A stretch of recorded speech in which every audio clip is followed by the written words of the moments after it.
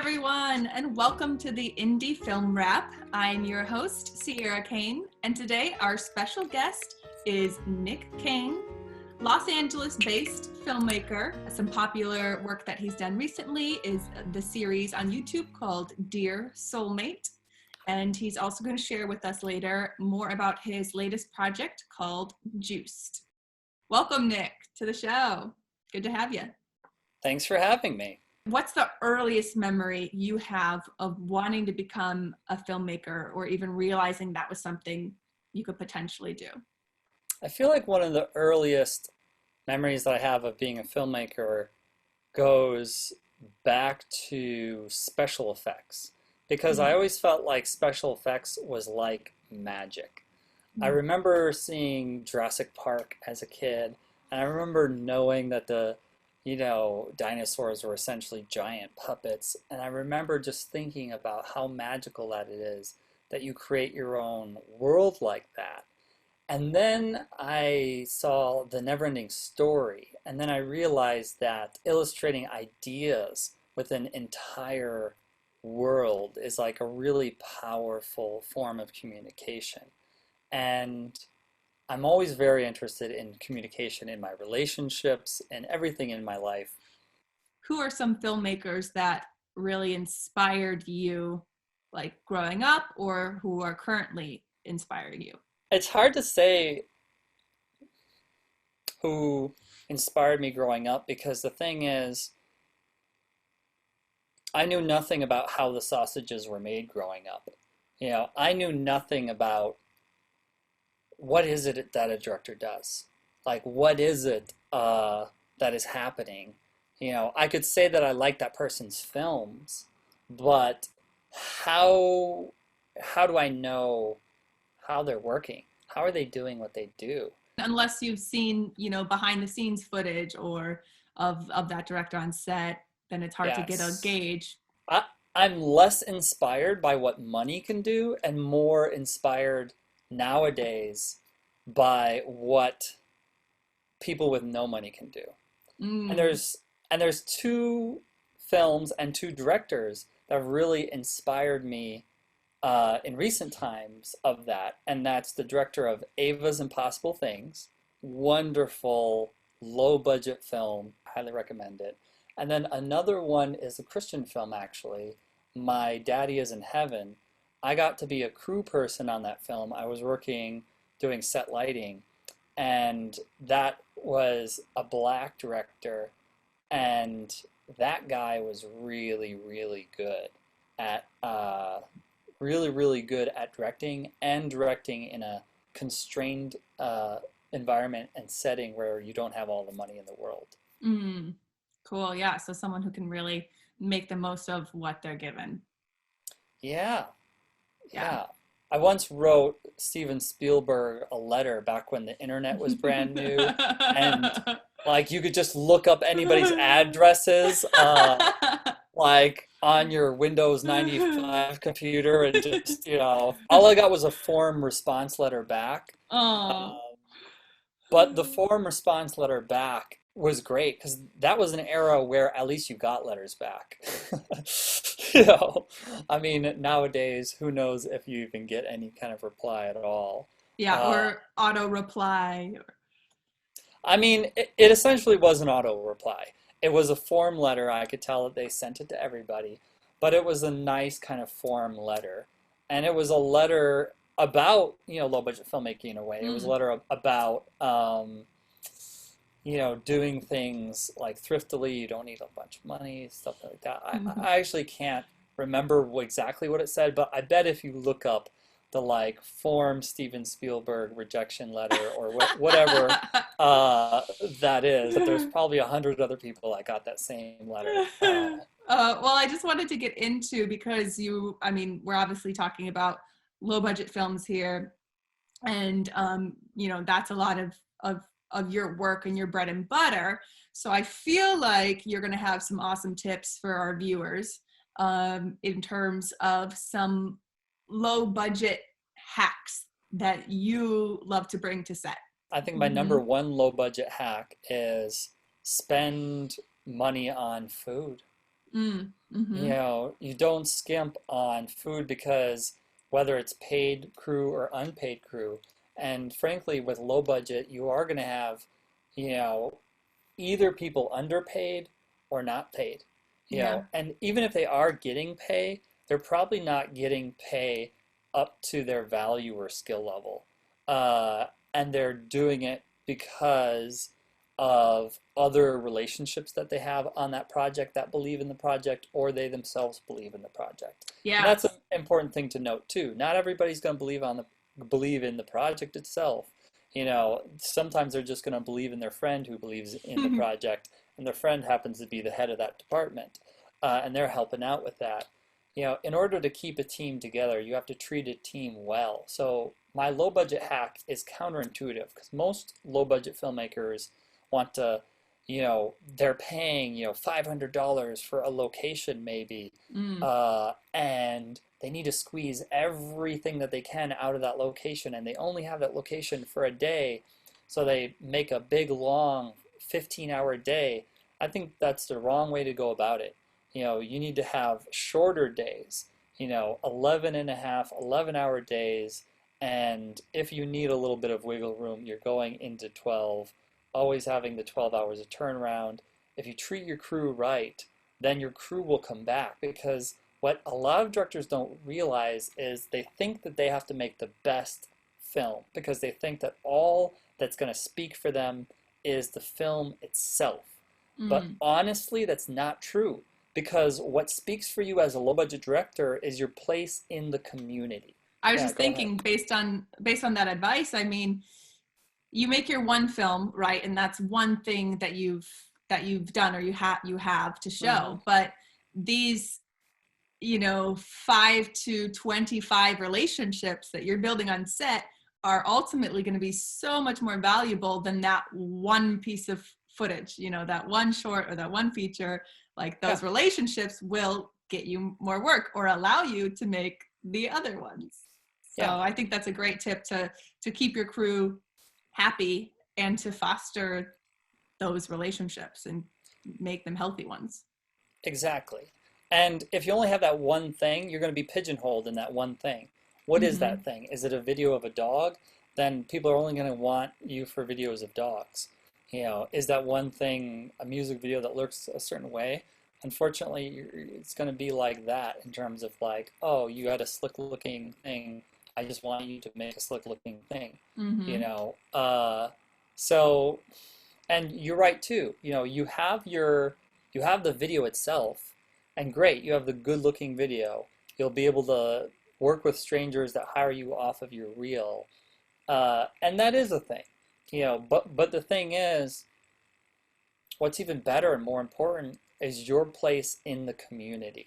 It really is a small town, and word does get around because you only have, you know, like maybe a few thousand directors that are out Yeah. actually doing it. You know, you have a whole bunch of people who say, I want to direct, you know, but who are the ones who are actually out there doing it?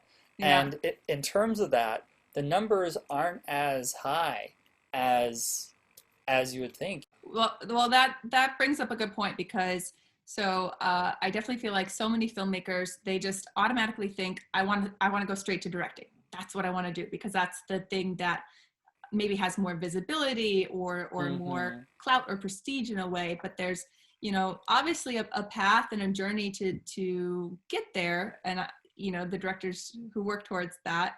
I know that you have a lot of credits as grip, gaffer, best boy. So my first question before we dive into like more of these specific credits or experiences for our audience members watching that are maybe like just starting film school or just getting interested in filmmaking, can you share a quick example of the difference between a grip, a gaffer, and a best boy? In the low budget realm, honestly, there's not that much of a difference. Okay, in the They're low budget realm, all but they're, they're all set lighting, but essentially the gaffer is the head of the set lighting position. The gaffer will work closely with the DP, and the gaffer and the DP will together kind of as a little two-person powwow usually decide like what the lighting is going to be together. Okay. And then from there, the gaffer, the the DP is done because the DP has done the vision part with the Mm-hmm. gaffer in collaboration with the gaffer. And then the gaffer goes on his own and then delegates how it's done to the crew. The gaffer will say, all right, get me a combo stand out there, and Jimmy, if you can run the power to it, you know, and I want, this unit there. In my days, it used to be HMIs. Now it's LEDs. Yeah, that's a great thing to bring up because people who want to be a DP and don't know like what position on set to help get them there, even working grip, electric, gaffer, and then a best boy. What's a best boy? The best boy takes care of organizing the truck, and also a lot of the paperwork and a lot of the logistics between the producer, like the Oh, timesheets, interesting. like stuff like that. So the best boy makes sure that everybody gets paid, and also the best boy does a lot of the cleanup of the truck. If the truck doesn't have stuff to clean up, then the best boy is also cleaning up the mess that's on set that kind of unfolds as you do set lighting. Usually extension cords or stingers, as we call Mm, them.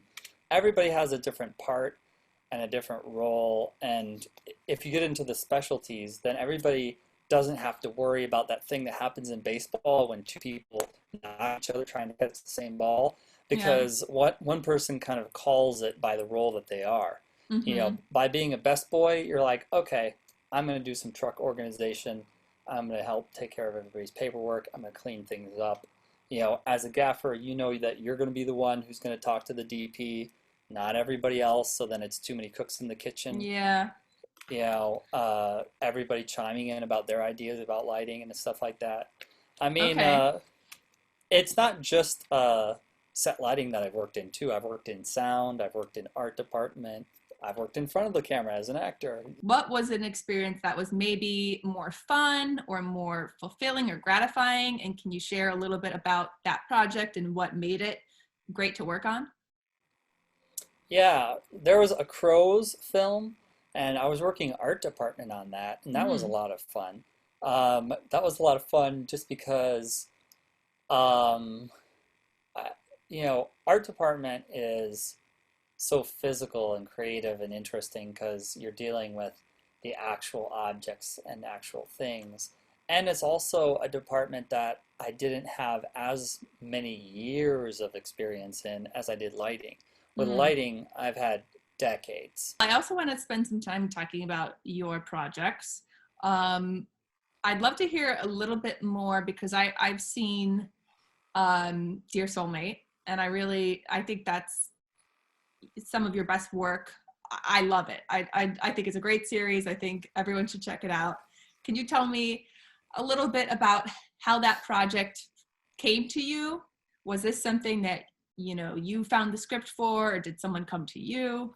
Walk us Addie through wrote that. Addie wrote that script, and she is an amazing screenwriter, and I hope I get to work with her again.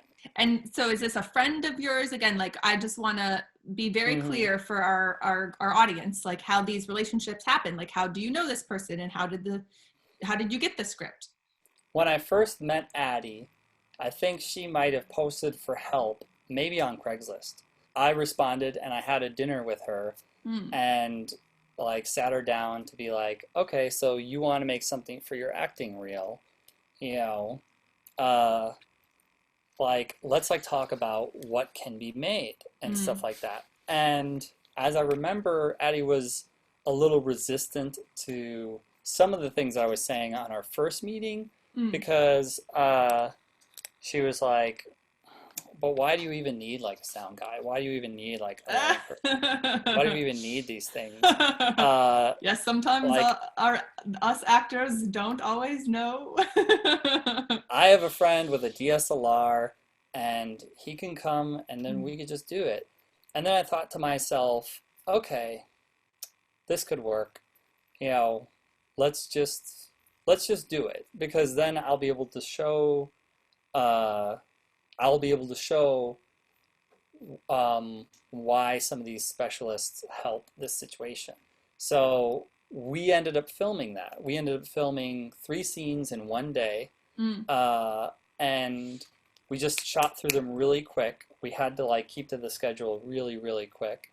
Uh, and then I myself just went and did my own simple edit of them. Just a Uh, rough cut. Okay. just a rough cut. And then Addie had it for her acting reel. And then with that, she was able to get like a nice commercial agent and get a lot of her acting stuff started and going and doing things with that. And when she was doing stuff with that, she was also working her normal job and saving up money, and doing her acting work that I helped, make that little one with her. Yeah. And Helped then facilitate putting the reel together so that she could get these other opportunities essentially. exactly, Yeah. exactly.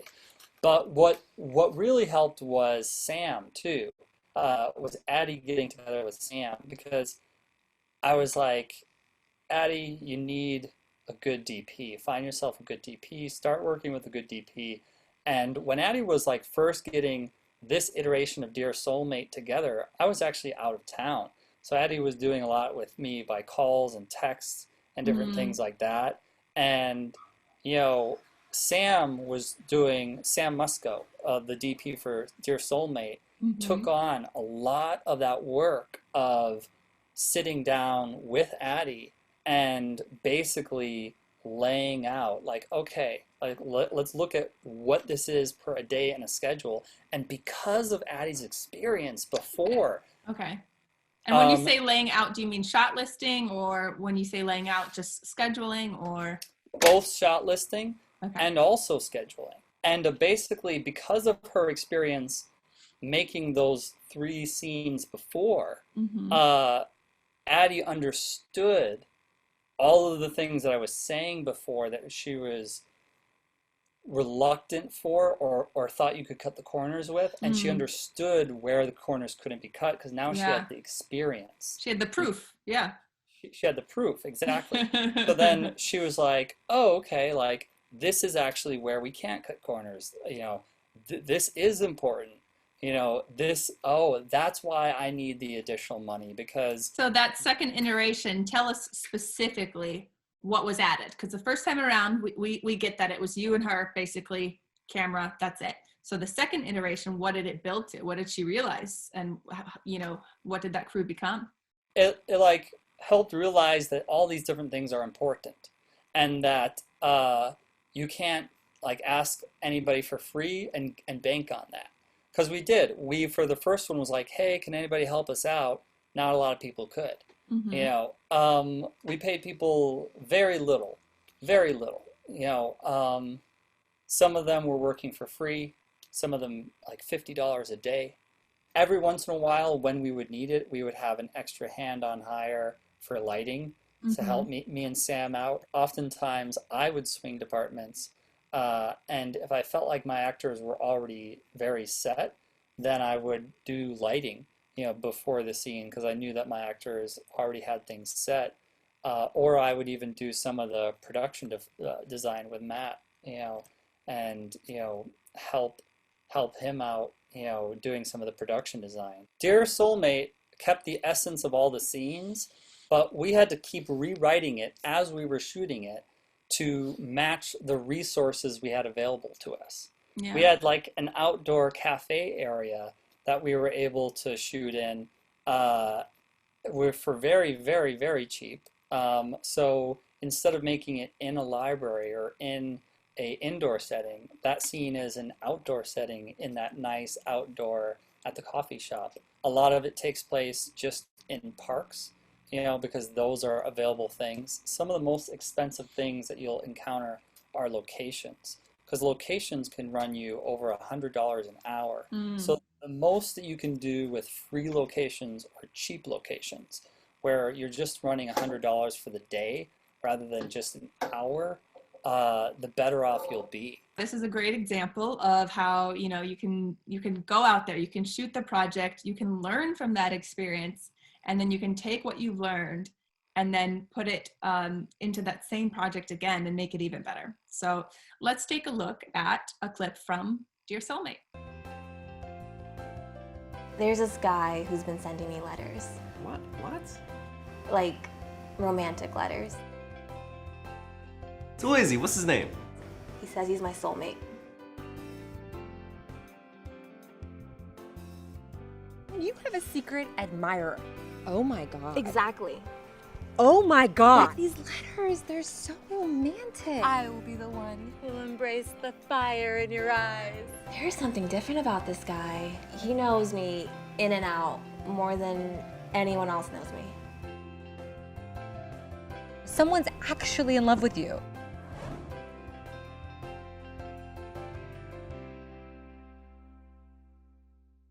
A good lesson that I learned from film club at UConn, University of Connecticut, where I graduated from, is that they take time to do test shots.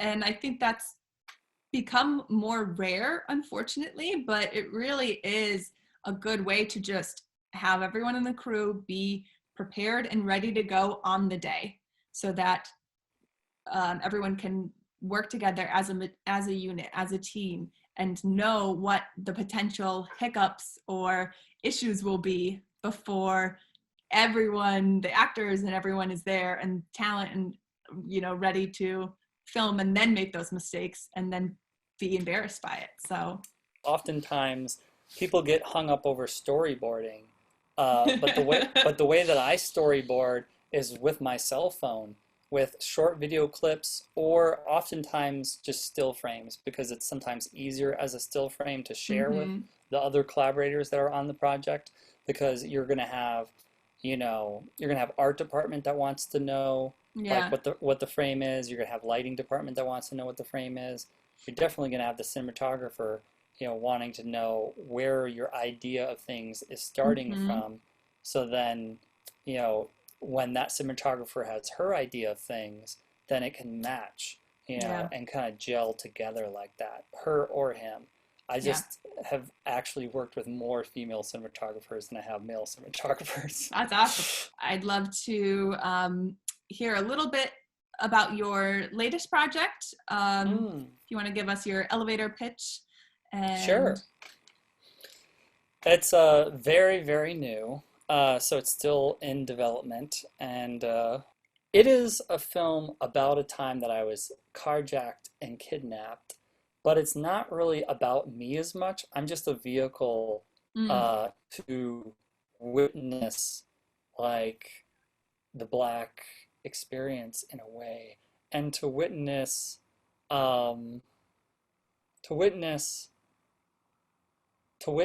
this like person doing the best that they can in an effed up reality that they're living in.